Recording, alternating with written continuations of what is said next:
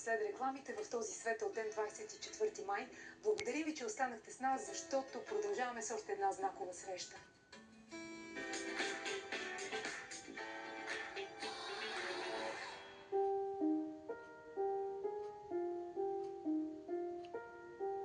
За да изгради словесна хигиена, така че да запази сърцето си, духа си чисти, човек трябва да много да внимава наистина какъв език използва, как разговаря с себе си и с другите, да избягва определени изрази и думи, които така го водят към едно по-неприятно, по-грозно пространство, и да залага на думи и изрази, които са приятни не само за слушане, но и извисяват душата. Има достатъчно такива думи, като благодарност, като обич, като милосърдие, като щедрост, като утеха, упование. Езикът ни е изключително богат на красиви изрази и трябва да ги търсим съзнателно и целенасочено, да избягваме употребата на това, което би могло както да замърси нашия вътрешен свят, така и да нарани хората, с които общуваме.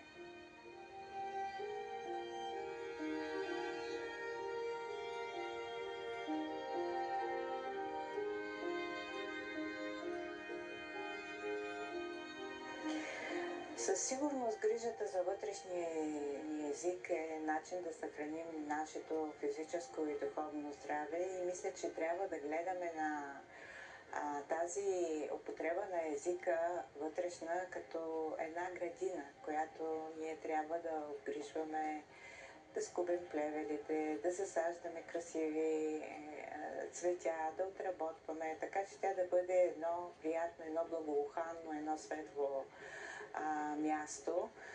И със сигурност, когато успеем да изградим такова отношение към употребата на езика, започва да се променя и живота ни отвън, защото ние започваме да общуваме през така по съвсем различна тоналност, от различна позиция с хората, и използваме език, който освещава пространството около нас.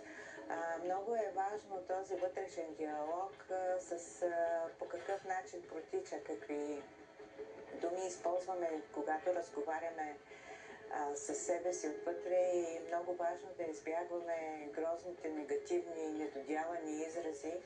Добре е да се научим първо да общуваме с себе си по един красив начин, за да може да изведем после този разговор и навън, и в общуването ни с другите хора. Има дума в старобългарски език, която така много ме докосва и която наистина бих желала да бъде върната към живот, и това е думата полепоте. Този принцип, този стремеж към красивото, смятам, че е изключително важен да бъде запазен в нашето съвремие. Е така много наложително ние да не откъсваме очи от красотата, за да можем да подредим нашия свят и отвън, и отвътре по един красив, един изящен начин. Полепоте съдържа този принцип за красиво оформяне на нашата действителност. Трябва също така да отбележим, че красотата, тя е много притегателна. Стига веднъж да отворим очите си за нея, вече не можем да откъснем поглед. Пред истината човек може да затвори очи, от доброто може да ги отвърне, да се направи, че не го е забелязал, но красотата е като магнит.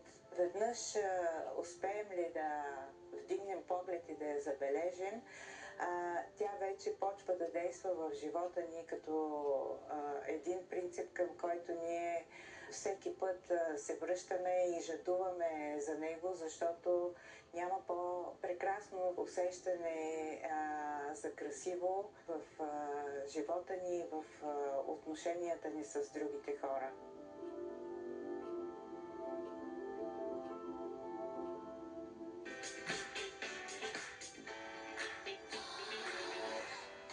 Да пазим Словото, защото то изгражда светове, а също и знанието, защото то ни носи свобода. Да пазим човешкото в себе си, защото именно там започва истинската култура. Живете с вдъхновение и с рефрена "Напред, науката е слънце, се дръжте за мечтите".